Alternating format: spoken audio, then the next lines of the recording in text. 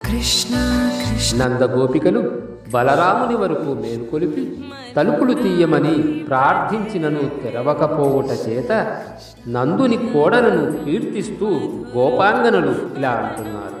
ఏనుగు వంటి బలపరాక్రముడైన నందుని యొక్క ఓ కోడలా, మంచి పరిమళ భరిత కేశ సంపద కలదానా, తలుపు తెరవవమ్మా. కోళ్ళు కోకిలలు గుంపులుగా వచ్చి జాజి పందిరి మీద మాటి మాటికి కూయిచున్నవి. నీ భర్తకు నీకు అవసరమైనచో మాటల సందర్భాన నీవైపే మేము ఉండెదములే.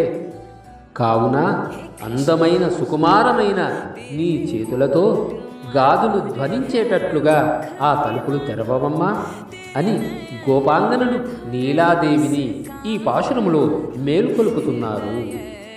మధురాధిపతే సర్వస్వ మధు